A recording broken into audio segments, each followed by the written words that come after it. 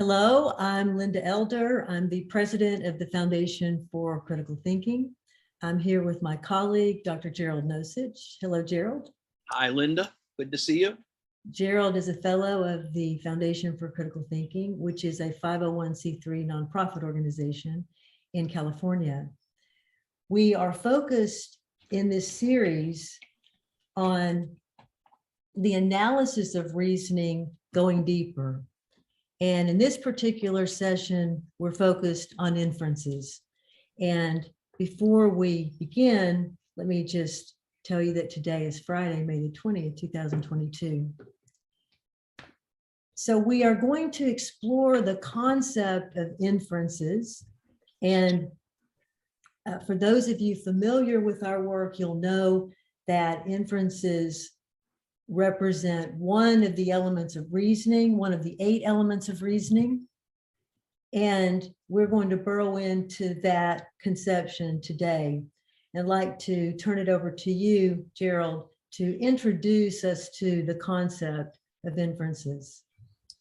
Okay, well, good. Glad to do it.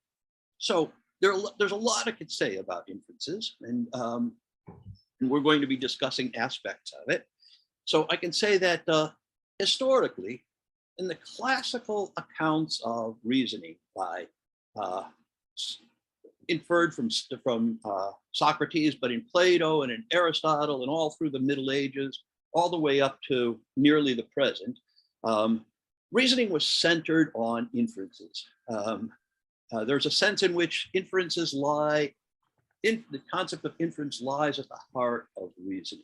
And the old conception, the classical conception, I don't mean old as in outmoded, I mean old as in classical conception, is that you start from something, you start from information or assumptions, and then you reason your way to a conclusion.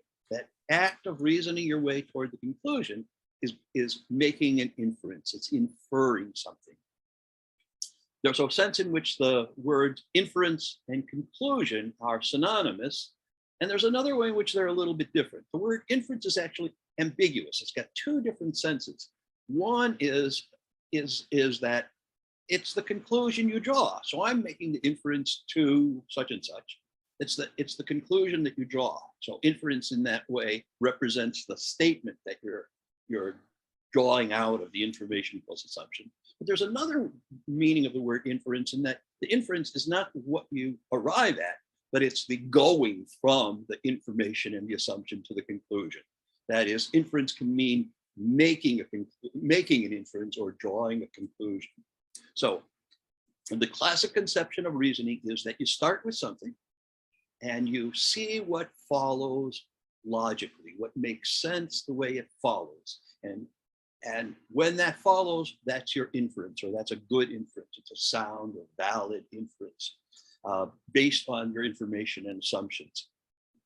But there's a variety of inference that we list as among the elements of reasoning in that wedge devoted to inferences that I want to say a little bit about. And that's interpretation.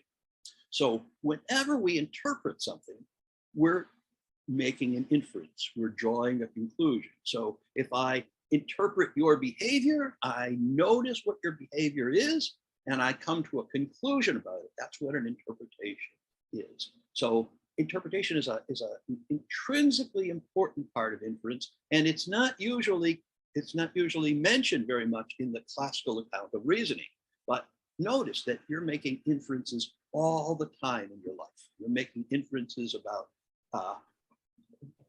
about going through traffic, about friends you meet, all those interpretations in your life. How to live your life better, how to live your life at all. You're making inferences, what to have for dinner. You're constantly making inferences. That's not to say that we're always making good inferences. It's not to say that we're always making inferences that are clear or accurate or relevant to the issue at hand, but we're always making inferences.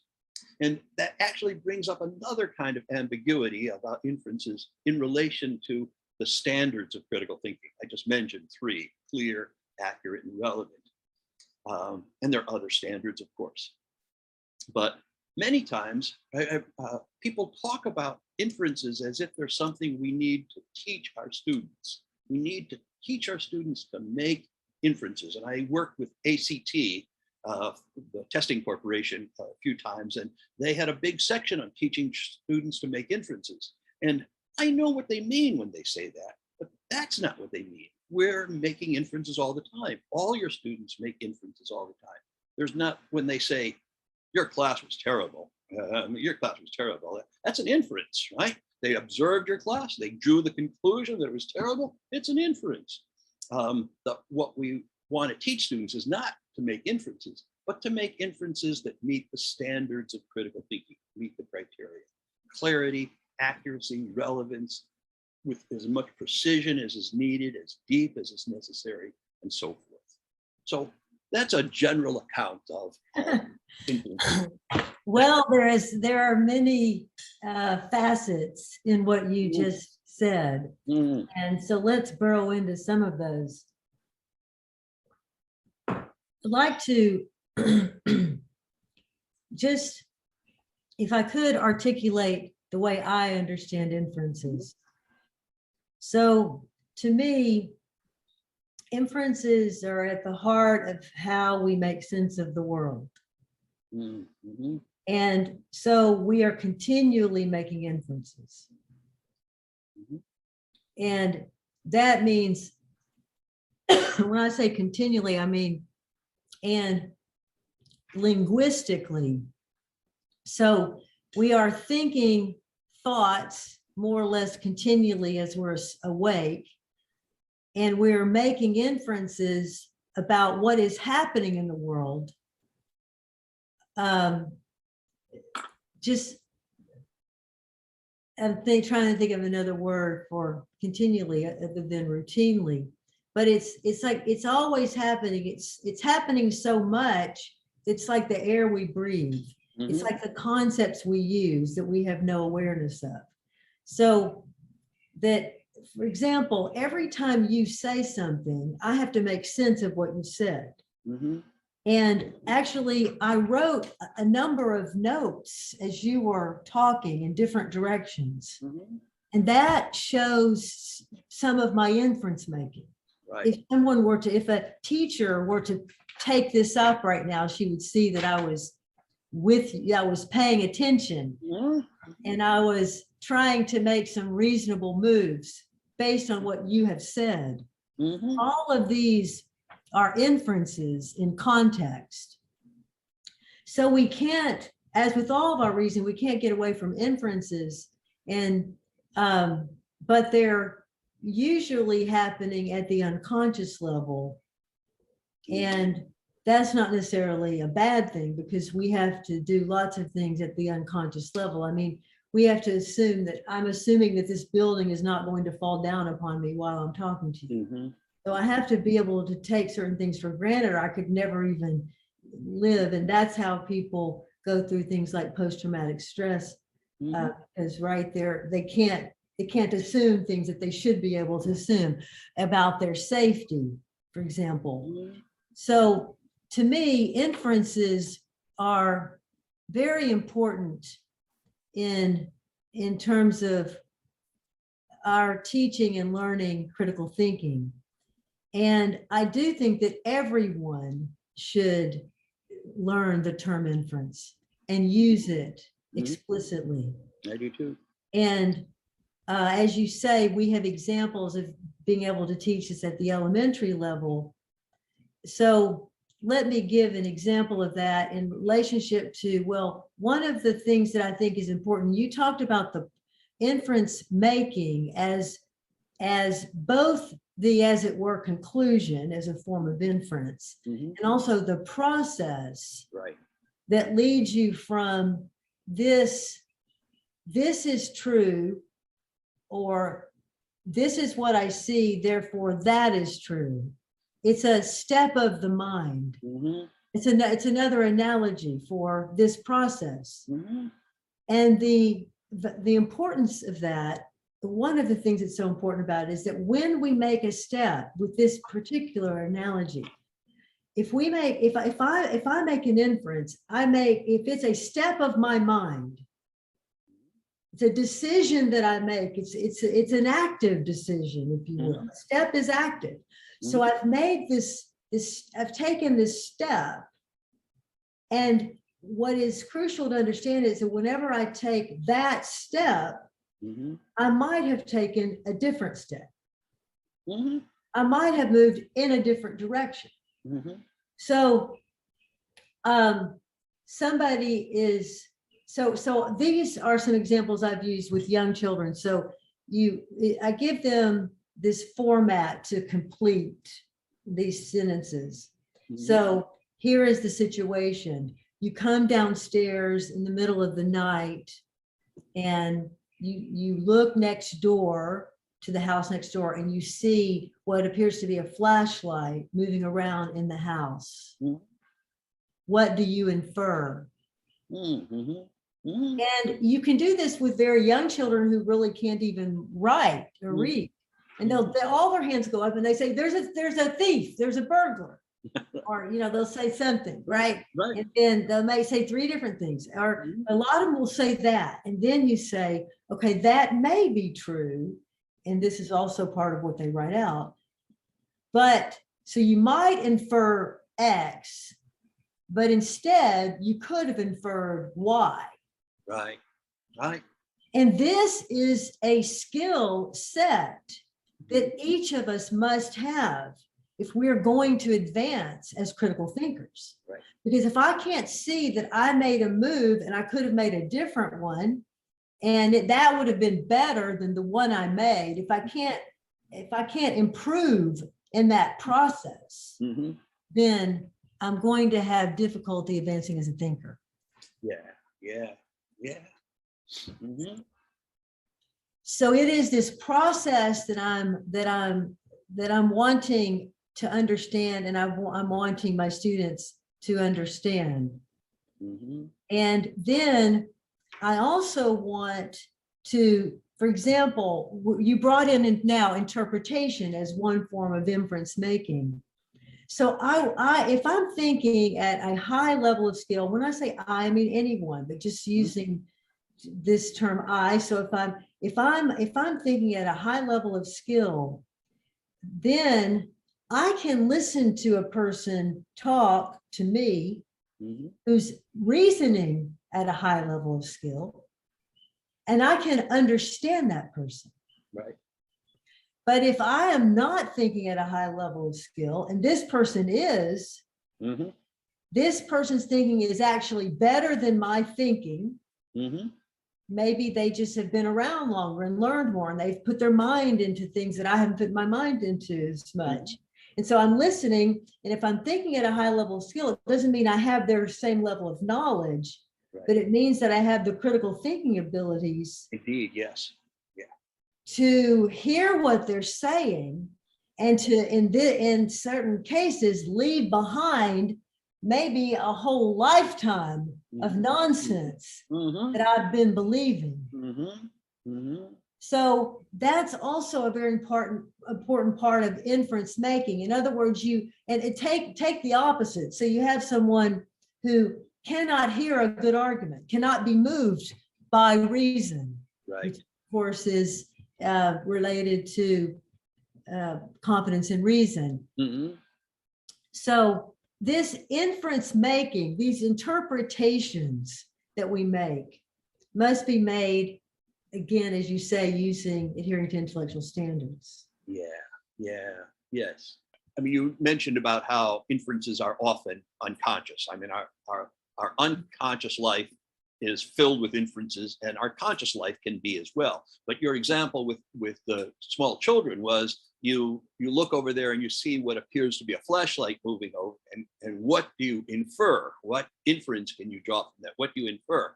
And I would say, in accord with what you were saying, even saying what appears to be a flashlight, you're already making an inference that the light you see is brought about by a flashlight. And you actually made that prominent in what you said, because you said it appears to be a flashlight, draws our attention to the fact that it's an inference. But even if you hadn't said that, you said, there's somebody, I see a flashlight over there. Notice that by itself is an inference you've made, because what you see is a light moving around and you infer that it's caused by a flashlight.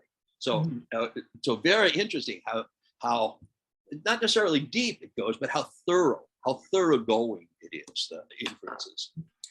It brings up another point that I actually hadn't intended to talk about the classical account of reasoning as being centered on inference, but I want to say that the ubiquity of inferences, the fact that we're always making inferences all the time, means that there's something I would say almost seductive and dangerous about overemphasizing inferences in this way.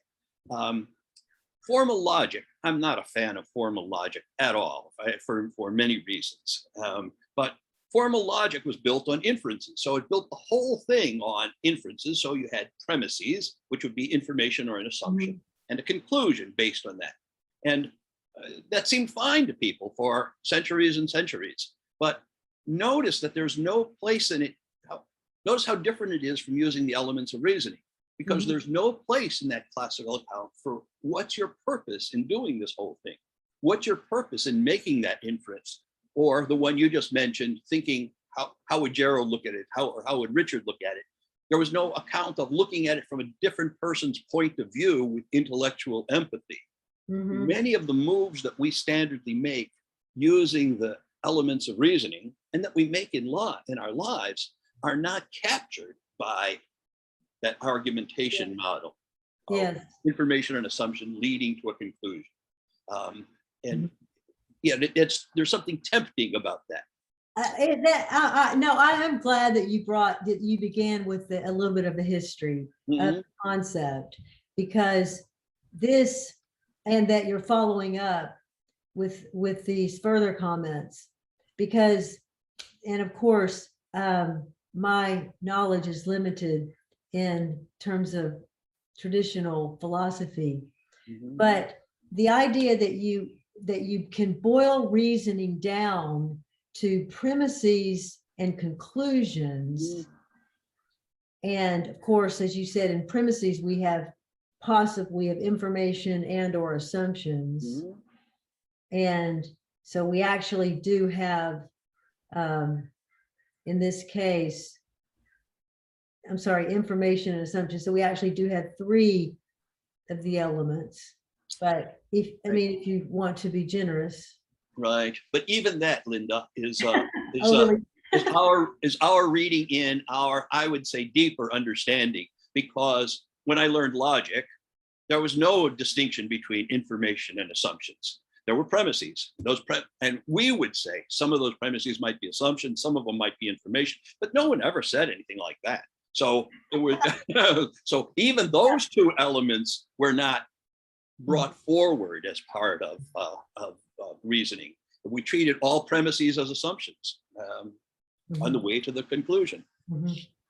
That's interesting. Yeah. And I remember, for me, it was very confusing, because Richard, when I was starting to really learn the elements and going and really beginning to get better command of them, he was then trying to teach me the traditional approach. And I kept saying, well, why would you want to be teaching me that? Because that's obviously not, I mean, this is rich and full. Let's stay over here. Why are we going back to that? Why do I need to? That was just so confusing. And because I was saying, well, why would they do that? Whenever, obviously, right? Because I'm introduced to this rich concept, and you that's sort of the way you think backwards. So so why would I need to study that now when we've advanced beyond that for the purpose of understanding reasoning? And I would say that knowing what was there before lets you appreciate the richness of, say, the elements and the standards together. Because if you're just presented with this as here's a very good way to reason, and you do the elements and the standards and you put it forward, many times people will say, oh yeah, I see, I get that. I would see why you emphasize purpose and point of view. So it's just kind of more matter of fact, not when you look into it deeply. But if you know that past, yes, makes it's so true. I was thinking that exact thing, that this is one of the reasons why I think critical thinking is so difficult for people to learn, because the tools, as they've been developed through these decades in our approach, are now handed to you, the reader, on a silver platter. Mhm. So you don't have to work through it. You don't have to figure out why purpose is one of the elements of reasoning. You don't have to figure out why questions are at the heart of it. And you don't have to figure out if there are any other elements of reasoning. Right. Because that's already been dealt with in some way, shape, or form. Mhm. And so the person, this was one thing that was very interesting about working with Richard. He rarely used the elements of reasoning and intellectual standards terms in daily discourse. Mhm. They were always moving in the back, in the front, and around his mind. They were always there. So he was using them, but he wasn't necessarily stating Right. this purpose, this question, this.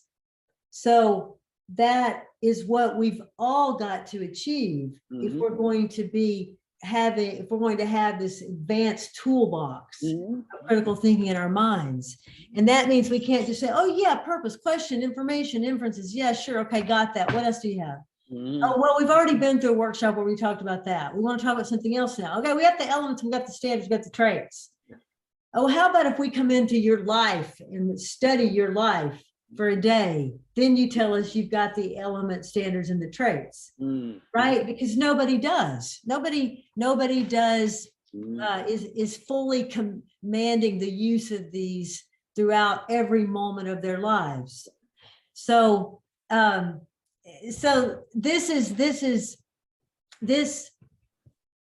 movement in history from an era, really, let's say up until the 1960s or so, this traditional model that we've been talking about, and from philosophy, was just assumed as reasoning. And by the way, this again is one of the main parts of the critique of Richard Paul's dissertation in 1965. So then maybe I don't have the date right, but in the 60s.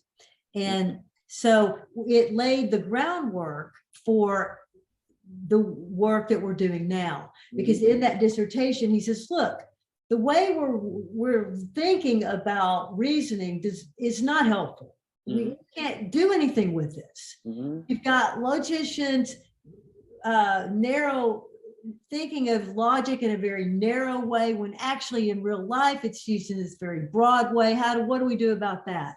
How do we know even how to analyze thinking, and how do we know how to assess thinking? We're hopeless. We don't have it figured out. We've got all these technical terms we're supposed to be applying to everyday life, and it just doesn't work. So this is something that all of us need to be very aware of, that we can't just give lip service to this. We can't just say, yeah, I got it. That's a violin. Sounds beautiful. Yeah, now you play it. So then some other things that I want to just mention, and this is something we've already talked about, but basically just to highlight it. So the way that I see us living a human life is that we're continually inference making. We're inference making creatures. And if inferences are steps of the mind, then if we make this move, we realize we could make a different one. This has all kinds of implications for our, for example, mental well-being, our mental health. So if you're making inferences that are getting you into trouble, or if you're making inferences that are keeping you in a bad relationship, then those need to be questioned. Right. So for example, well, he doesn't treat me that well, but it could be worse. Right. That's an inference. And but it could be worse is probably being highlighted in the mind. Right. That keeps you in the fear mode. Right. I can't do any better. That's an inference. Right. I can't do anything to make my situation better. That's an inference. Right.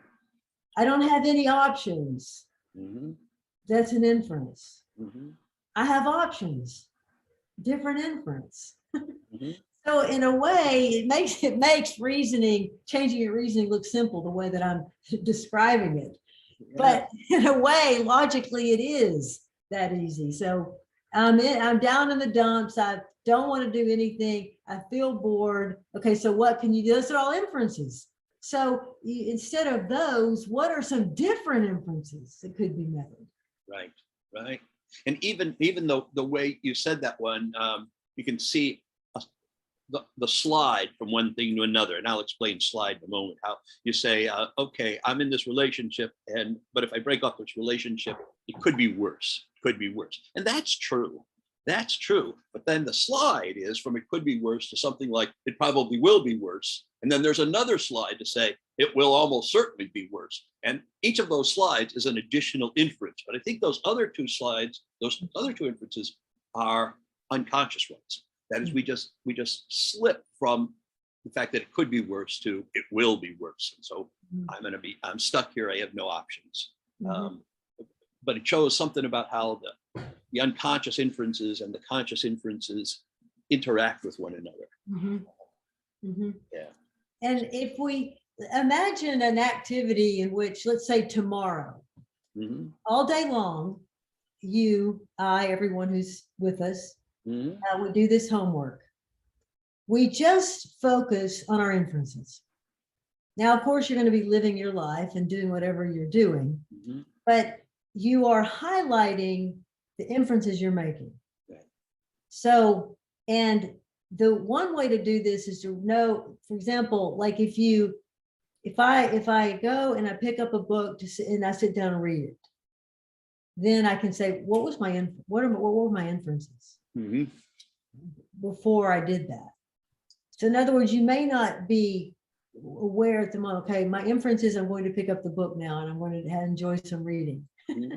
But that is what happens when before you pick up the book. Or you might say, I've got a little time now. You're saying that in your mind, in the privacy of your mind. So we want to make those inferences a little more explicit in our practice so that we can begin to see the inference making. Right.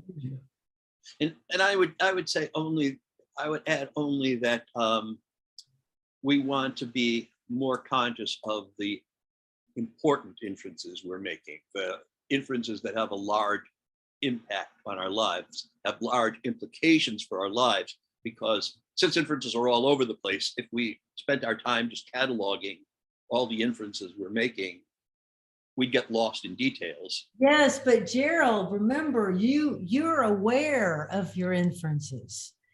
Most people are not aware of them. Yeah, that's right. So you're right. Eventually, we want to focus on our important inferences.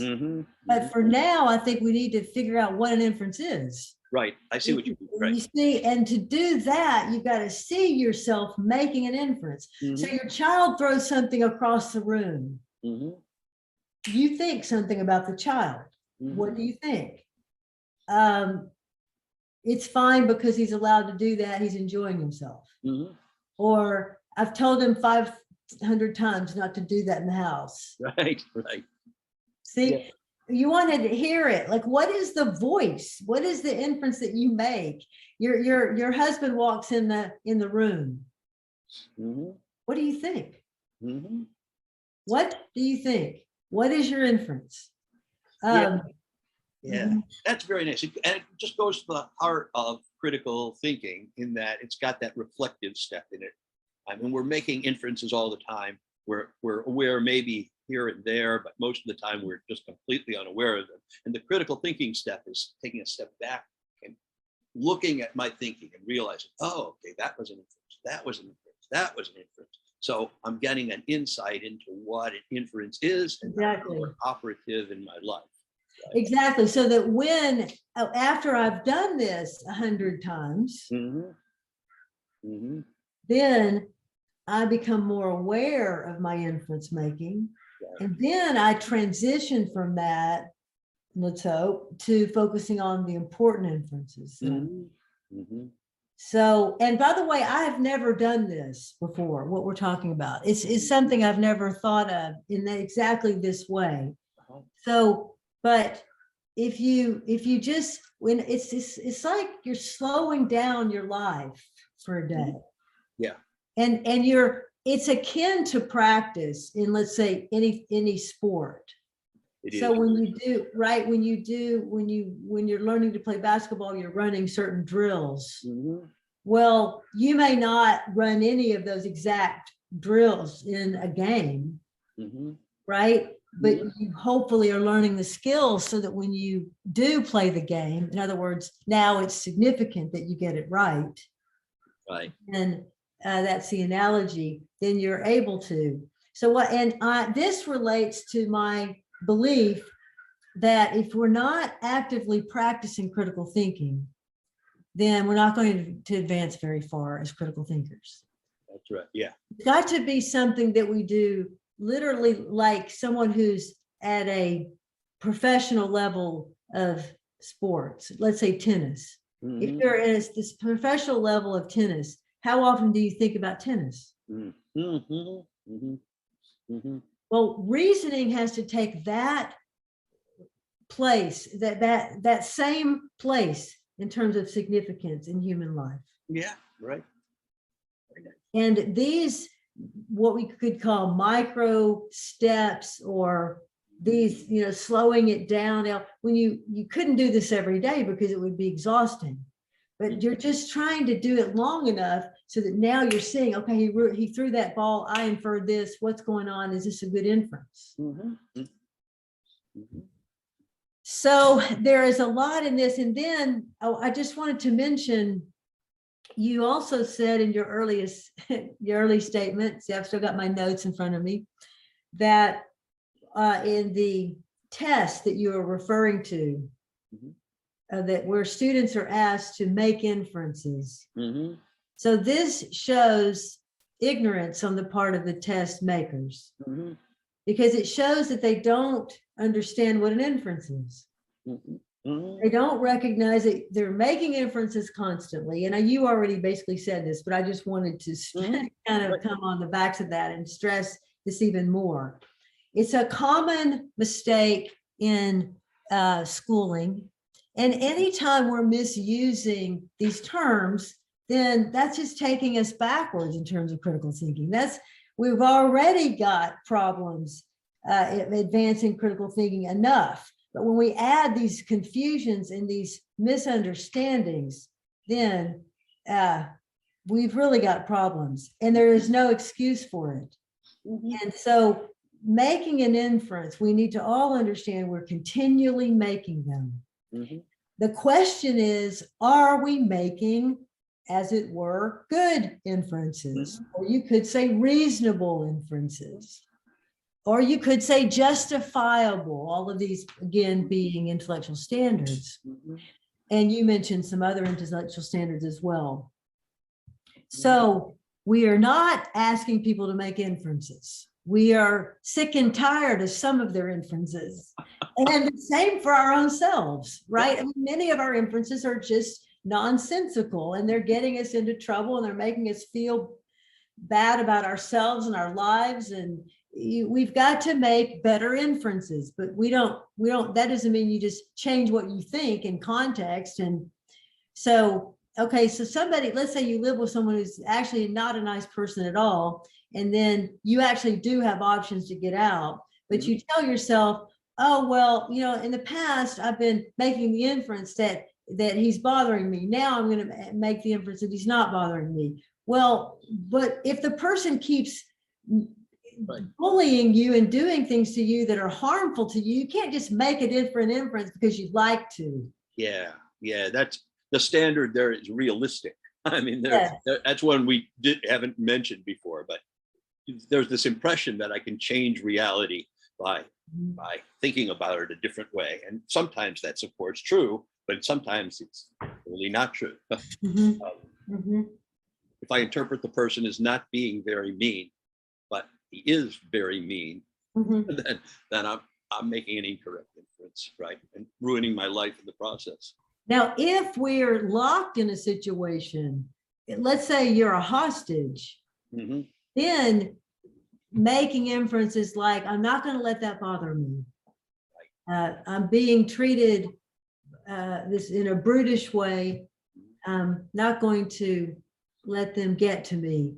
That's when you would use that kind of thinking, if Sure, you right, can, right. depending on how horrible the circumstances are. Mhm. And all reasoning, let us be reminded that all reasoning occurs in context. And we're talking about generalizations here. We're making general moves. We're coming up with general principles, or we're discussing general principles that may not apply in a given extenuating circumstance. Right. So in a borderline case, or, then we may think very differently. So we don't want anyone to think that, oh, this is just very easy. And if this guy's mistreating me, then I can just, easily leave. Well, maybe I can't. Maybe I've got to work some things out before I do.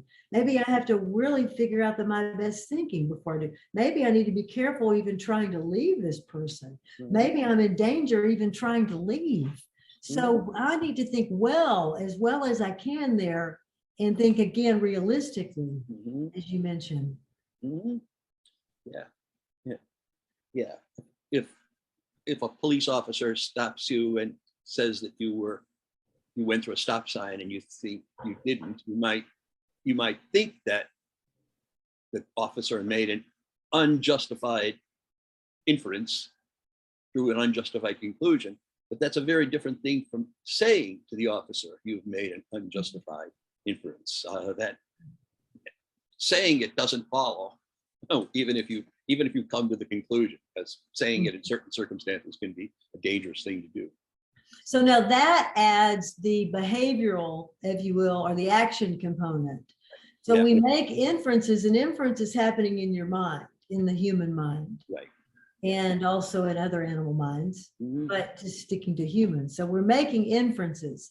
But just because you make an inference, like let's say he's being unfair to me right now. Let's say that's the inference. Right. And maybe it's true, but that doesn't mean that I should behave in accordance with that Indeed. way of thinking. So it's then we have to make another move, which is, yes, but what do I do right now? Right. Another inference, another set of inferences. Right. Yeah. Right.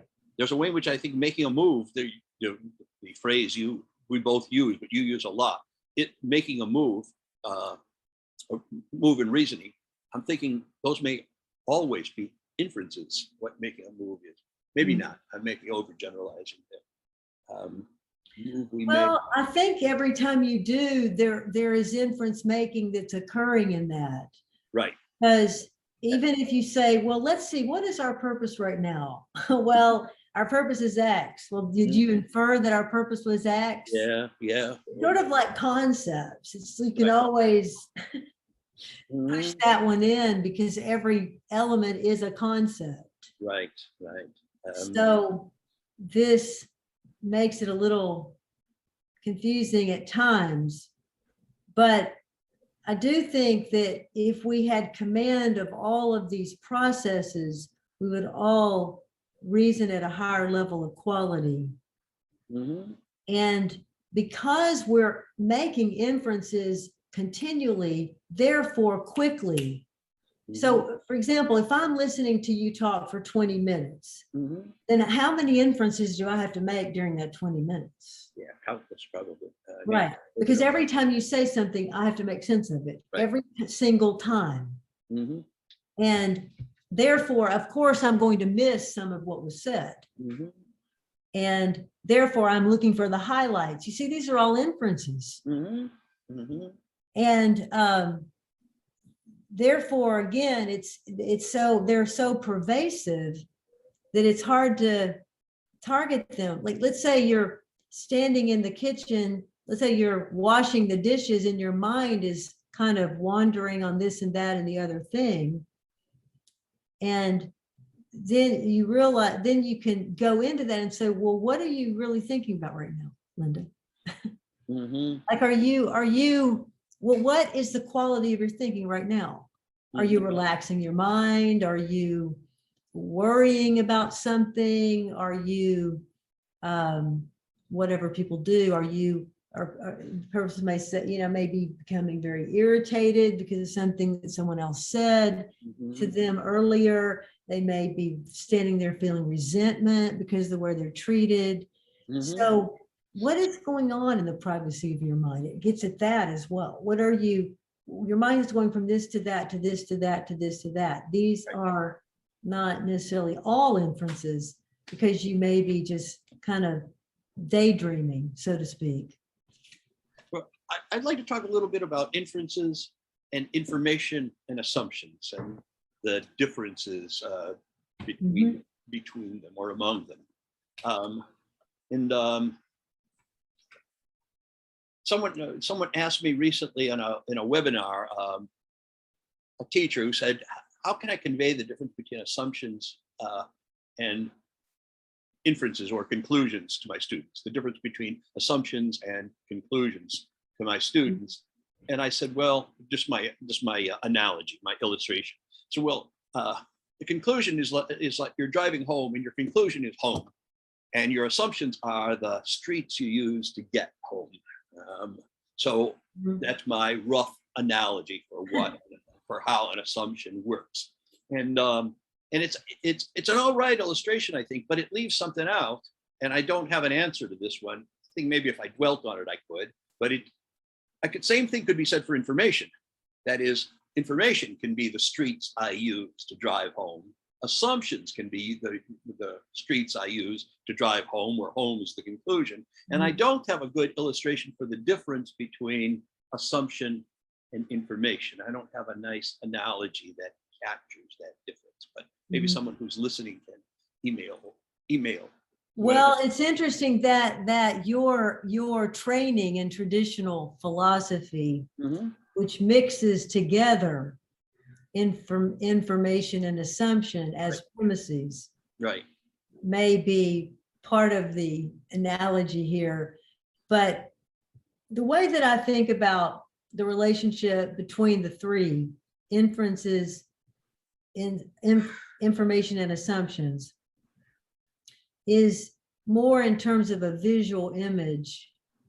So we have information that could be a situation that we're faced with, could be something we're reading, can be something that somebody just said, can be some data we're looking at, it could be our experiences, and so forth. There can be other ways of delineate information. And so we're looking at a situation, I'm looking at a situation, for example, and from that situation, I make an inference. And that inference comes through my assumption base. Okay. And the assumption, or it could be a set of assumptions, depending on how complicated the situation is. But let's just say an assumption leads me to the inference, taking into account the information. In other words, the information is seen through the assumption. And it is really the assumption that drives the way we interpret the information. And therefore, the assumption lies as an assumption, it lies at the unconscious level of thought. And of course, we'll get into assumptions in another podcast, but it's at the unconscious level. But we don't just see like I see a light next door in the middle of the night. Well, I have to make some sense of that light if I'm trying to make sense of it. How do I make sense of it? Well, I make sense of it based on what I assume about situations like this, what I assume about a light itself. So you assume that if you see something like this in the middle of the night, something is unusual at minimum.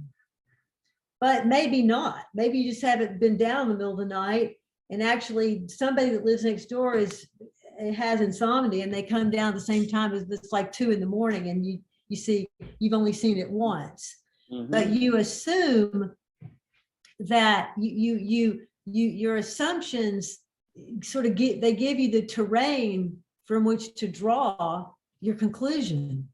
So you have some knowledge, prior knowledge, that's another way of thinking of it, of lights in this situation. And these assumptions, because they are taken for granted, they're lying at the unconscious level, and they are difficult to figure out. They're more difficult, let's say, than the information. So let me give an example, if I could. Yeah, do that. So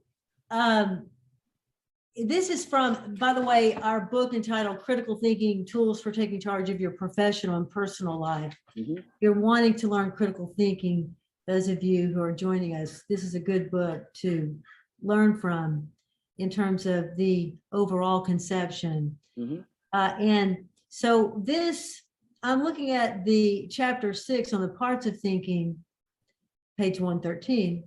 And here are some examples of where we can distinguish between information, inference, and assumptions. What would you infer in this instant, in these instances, if it were 12 noon? So you might infer it's time for lunch. Oh, okay, something simple like that. So if it's 12 noon, okay, so I'm looking at the clock, it's 12 noon. That's the information. From this, I infer, in this case, it's time for lunch. Why would I infer that? Because I always have lunch at 12 noon. And that's an assumption. Lunch happens at 12 noon. right. And so let me go back to the classic conception of logic or of reasoning, and the account that they offer. This is one conception of how an assumption works. That is, an assumption is kind of a bridge that takes you to the conclusion from wherever you start. So you start with it's noon, and the bridge and the conclusion you're drawing is it's time to eat. And the bridge, the assumption is I always eat at noon, or noon is the time we should eat. And that's one of the conceptions of an assumption, that it's a kind of a bridge that takes you to your conclusion. Yes. But it's not the only concept of an assumption, because because I could say, well, I assume it's about noon, and I also assume that I eat at noon, around noon, so I should draw the conclusion. Both of those could be assumptions, and I could draw the conclusion from it. That is, I don't look at my watch. I just feel, I think it's around noon, so it's an assumption. It's not information. And it seems like that's an inference. Well, they're all inferences, I'd say. I mean, well, it depends on how it's being used in the reasoning. So if you're taking it for granted, meaning that you're not questioning it, right, and you're not even really probably aware of it, right, and it's functioning as that bridge that you mentioned, which I think is a good analogy, by the way, right, then it is serving as an assumption. So the information you said, you said something like, I think it's about 12 noon. I think it's about noon. Yeah, it just feels like noon. That's an inference.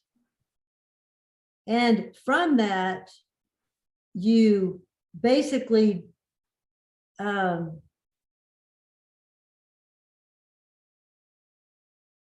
so yeah, I mean, that's my reading.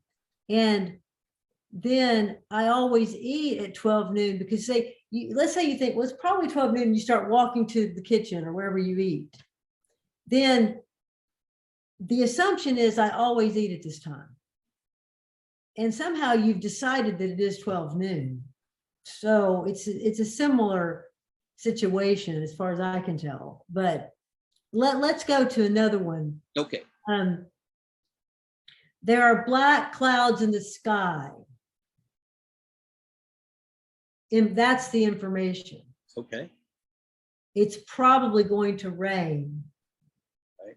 Inference. Right. Assumption. Whenever there are clouds in the sky that look like that, it's probably going to rain. Right. Right. Now, this happened yesterday. This shows you how the opposite can work. Very trivial example, maybe not for those of us who live in California. So last night, kind of, late in the evening, it looked like it was misting. It was a little water out. And, we have, it's not our rainy season and we're not supposed to be getting water right now. And we don't get rain we don't get rain this time of year. Mhm. That's the assumption. Mhm. But it actually did slightly rain like all night long. And that all of the people that were around were surprised because it's not supposed to rain right now. You see, that's our assumption, but it did. So some people, didn't bring in their furniture or whatever because they assumed it can't rain this time of year. Right. Right. So we are continually making these inferences and these based on assumptions, and they can be rather trivial, but they may not be trivial. Right. As you delve in, it's difficult to keep things from becoming too complicated. And inference is a good way to make things complicated because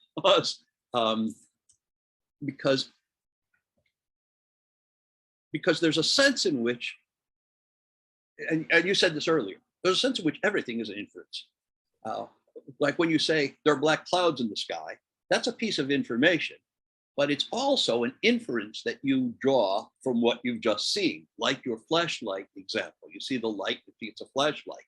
So when I gather information and I interpret it a certain way, there are black clouds in the sky, then I'm drawing a conclusion, but that conclusion is a piece of information. I'm hoping I'm not going to make it too complicated. And something of similar is true with assumptions. That is, there's a way in which, I mean, this, and you said this just a little while ago. We have the 8 elements, but you can take any one of those elements and analyze it in terms of the other 7, right? So I can analyze information in terms of what assumptions do I make when I say there's a black cloud in the sky. Mm-hmm. I assume that my vision is working well, that there are no odd characteristics of the sky, no meteorological anomalies that I know of. So I'm making assumptions, and I'm drawing a conclusion that there are black clouds in the sky, and that functions as information. I'm making it too complicated. Yeah, no, that is too complicated. And the way to the usefulness here for me is, so if let's say you're planning anything, you're planning to get a different car, you're planning to get a different house, anything that's requiring, it's a significant issue in your life. You're going to, let's just take a car, for example. You need to get a different car. And yours is, kaput. And so to make a good decision on that, to make the best decision in this case, you're going to have to make some very good inferences. Right. And you're going to have certain kinds of information. Indeed. You had better know the difference between the information, as in the facts, right, versus your reading of the facts. Right. And the assumptions you're making that take you from one to the other. Exactly. Right. And if you use the elements of reasoning in this way, then they're very powerful. Because you can say, let's say this is actually a good example for doing the full logic of the problem, because it's an important issue for you. The stakes are relatively high for you financially, let's just say, and in terms of hassle and headache.